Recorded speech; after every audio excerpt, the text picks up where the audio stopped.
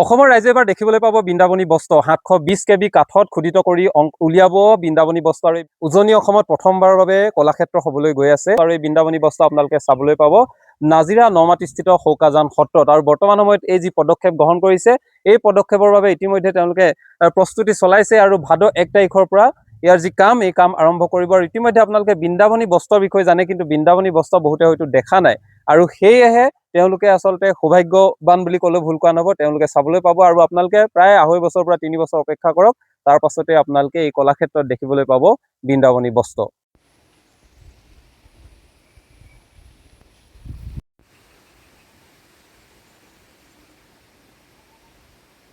উজনি অসমত প্ৰথমবাৰৰ বাবে কলাক্ষেত্ৰ হ'বলৈ গৈ আছে আৰু এই যি একক প্ৰচেষ্টা এই একক প্ৰচেষ্টা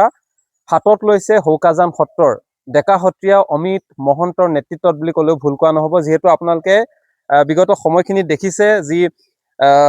আমাৰ বৃন্দাবনী বস্ত্ৰ যিহেতু শংকৰদেৱৰ যি সৃষ্টি গুৰুজনাৰ যি সৃষ্টি সেই সৃষ্টিক যাতে অসমৰ ৰাইজে নিজৰ স্বচক্ষে তেওঁলোকে দেখিব পাৰে সেয়ে 720 কেবি কাঠত খোদিত কৰি গুৰুজনাৰ যি বৃন্দাবনী বস্ত্ৰ সেই বস্ত্ৰ কাঠত খোদিত কৰি কঁঠাল আৰু চাম কাঠত খোদিত কৰি অসমৰ ৰাইজৰ কাৰণে অতি সুন্দৰভাৱে তেওঁলোকে সৃষ্টি কৰিব বিচাৰিছে আৰু এই সৃষ্টিৰাজিক বৰ্তমান সময়ত ভাদৰ 1 তাৰিখৰ পৰা 1 ভাদৰ পৰা তেওঁলোকে আৰম্ভ কৰিব আৰু তাৰ সমান্তৰালভাৱে শৌকাজান সত্ৰত আপোনালোকে দেখিবলৈ পাইছে মোৰ বেক সাইডে আপোনালোকে দেখিছে এই ৱালসমূহত কিমান প্ৰতিমূৰ্তি অংকিত কৰা হৈছে বা এই শৌকাজান সত্ৰত তেওঁলোকে প্ৰায় 8 বিঘা মাটিত তেওঁলোকে এখন কলাক্ষেত্ৰ উজনি অসমৰ ভিতৰতে প্ৰথমখন কলাক্ষেত্ৰ হ'বলৈ গৈ আছে আৰু এই কলাক্ষেত্ৰ নিৰ্মাণৰ বাবে বা প্ৰস্তুতি তেওঁলোকে চলাইছে সমান্তৰালভাৱে ইয়াত থাকিব সংগ্ৰহালয়ত য'ত তেওঁলোকে বৃন্দাবনী বস্ত্ৰক অতি সুন্দৰভাৱে ইয়াত উপস্থাপন কৰা হ'ব আৰু অসমৰ ৰাইজে দেখিবলৈ পাব যি এক একক প্ৰচেষ্টা বুলি ক'লেও ভুল কোৱা নহ'ব এই একক প্ৰচেষ্টা বৰ্তমান সময়ত শৌকাজান সত্ৰত লোৱা দেখিবলৈ পোৱা গৈছে যি ডেকা সত্ৰীয়া অমিত মহন্তৰ নেতৃত্বত এইদৰে আৰু চাওক আপোনালোকে বাউণ্ডেৰী ৱালবোৰ দেখিছে য'ত অসমৰ বিভিন্ন ব্যক্তিসকলে তেওঁলোকে এই প্ৰতিমূৰ্তিসমূহ যিসমূহ ইয়াত খোদিত কৰা হৈছে সেইসমূহ তেওঁলোকে ডনেট কৰিছে বহুজনে দিছে বহু বৰেণ্য ব্যক্তিসকলে আৰু কোনোবা যদি ইচ্ছা প্ৰকাশ কৰে তেওঁলোকে ইয়াত দিব পাৰে তেওঁলোকৰ ইচ্ছা প্ৰকাশ কৰিলে তেওঁলোকে এই প্ৰতিমূৰ্তিসমূহ ইয়াত দিব পাৰে তেওঁলোকে ইয়াত খোদিত কৰিব আৰু বৰ্তমান সময়ত আমি দেখিছো এটা সুন্দৰ আকাৰ দিবলৈ গৈ আমি যিহেতু গুৰুজনাৰ যি সৃষ্টিৰাজি বৃন্দাবনী বস্ত্ৰৰ কথা আমি সৰুৰ পৰাই শুনিছো বহুজনে শুনিছো কিন্তু এই বৃন্দাবনী বস্ত্ৰ আচলতে তাত কি ধৰণৰ অংকিত কৰা হৈছে সেই বৃন্দাবনৰ শ্ৰীকৃষ্ণৰ জীৱন পৰিক্ৰমা কি ধৰণে উপস্থাপন কৰা হৈছে এইসমূহৰ বিষয়ে কিন্তু নাজানো আৰু যেতিয়া ইয়াত কাঠত খোদিত কৰি অতি সুন্দৰভাৱে বৃন্দাবনী বস্ত্ৰ সুন্দৰকৈ তেওঁলোকে নিৰ্মাণ কৰিব তাৰ পাছত আমি আচলতে বুজি পাম আৰু অসমৰ ৰাইজে চাবলৈ পাব আৰু এই যি ব্যৱস্থা এই ব্যৱস্থাৰ অন্তৰালত কিন্তু এজন ব্যক্তি ডেকা সত্ৰীয়া অমিত মহন্ত আছে লগতে বহুকেইজন ব্যক্তি আছে আৰু তেওঁলোকে ইতিমধ্যে ইয়াৰ যি প্ৰচেষ্টা এই প্ৰচেষ্টা 1 ভাদৰ পৰা আৰম্ভ কৰিব বুলি আমাক জানিবলৈ দিছে কিন্তু আপোনালোকক আমি দেখাইছো উজনি অসমত প্ৰথমখন যি কলাক্ষেত্ৰ হ'বলৈ গৈ আছে সেই কলাক্ষেত্ৰৰ বৰ্তমান সময়ত সমগ্ৰ চাৰিবেৰা দেখাইছো এই চাৰিবেৰাৰ কাম চলি আছে আৰু আপোনালোকে প্ৰায় 3-4 বছৰৰ ভিতৰত আপোনালোকে এইখিনি দেখিবলৈ পাব আৰু আমাৰ মাজত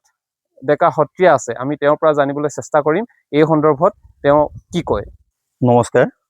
সৰ্বপ্ৰথমে মই আপোনালোকৰ সংবাদ মাধ্যমৰ প্ৰতিজন বিষয়ববীয়া কৰ্মকৰ্তালৈ মই আন্তৰিক শ্ৰদ্ধা বিশ্বাস জ্ঞাপন কৰিছোঁ আৰু এই স্থানৰ পৰাই এই শ্ৰীমন্ত শংকৰদেৱ লোক ভাস্কৰ্য কলাক্ষেত্ৰৰ স্থানৰ পৰাই মই সমগ্ৰ অসমবাসীলৈ সেৱা নিবেদন কৰিছোঁ আপোনালোকে সকলোৱে জ্ঞাত যে 2016 চনত অসম চৰকাৰৰ অসম বিধানসভাৰ অধ্যক্ষ ৰঞ্জিত কুমাৰ দাস ডাঙৰীয়াৰ পৰা আমি চানেকি সংগ্ৰহ কৰিছিলোঁ বৃন্দাবনী বস্ত্ৰৰ আৰু সেই চানেকি মৰ্মে আমি কাঠত কঁঠাল আৰু চাম কাঠত খোদিত কৰি এভাগ গুৰু আসন নিৰ্মাণ কৰিছিলোঁ আৰু গোটেই অসমৰ সত্ৰ সত্ৰাধিকাৰসকল শ্ৰীমন্ত শংকৰদেৱ সংঘ সাহিত্য সভা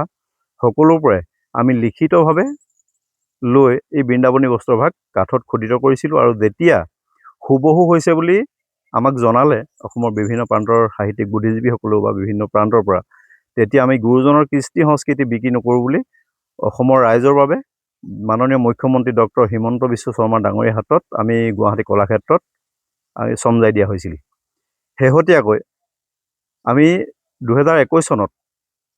অসমত উজনি অসমত প্ৰথমবাৰৰ বাবে এখন ভাস্কৰ্য কলাক্ষেত্ৰ নিৰ্মাণৰ ক্ষেত্ৰত আমি আগবাঢ়ি আহিছোঁ আৰু এই কলাক্ষেত্ৰতে মিউজিয়াম অতিথিশালা দেৱালবিলাকত বিভিন্ন মথুৰা বৃন্দাবনৰ মূৰ্তি খোদিত হ'ব অলৰেডি কাম আগবাঢ়ি আছে গতিকে তাৰ লগত সম্বন্ধ ৰাখি 1 ভাদ আগষ্টৰ 18 তাৰিখ 2026 চনৰ সেই তাৰিখৰ পৰাই আমি বৃন্দাবনী বস্ত্ৰখন 720 kb কাঠত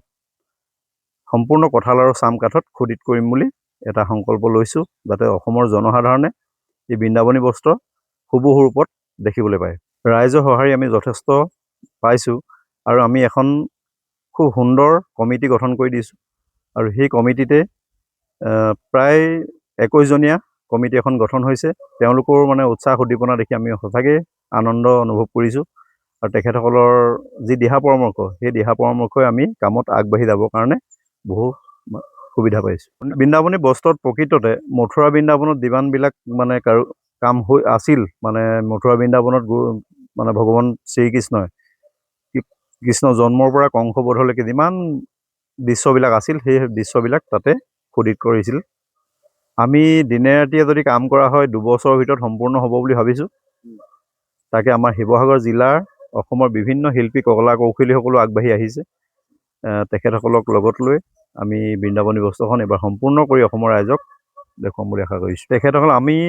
এখন কমিটি গঠন কৰি দিছোঁ, তাতে আমাৰ বেংক একাউণ্ট আছে আৰু প্ৰতিখন দেৱালতে যি মথুৰা বৃন্দাবনৰ মূৰ্তি হৈছে, ৰাইজে দান কৰিছে, তাতে তেখেতসকলৰ পৰিয়ালৰ নামবিলাক মাৰ্বল পাথৰতে পৰিয়ালৰ নামবিলাক চিৰ যুগমীয়া হ'বৰ কাৰণে আমি খোদিত কৰি দিবলৈ লৈছোঁ। যদি কোনোবাই দিব বিচাৰে তেনেহ'লে আপোনালোকৰ আমি আহ্বান জনাইছোঁ তেখেতসকলক, সকলো যাতে আহি আমাক সহায় সহযোগ কৰে, সেই ক্ষেত্ৰত আমি সকলোকে আহ্বান জনাইছোঁ।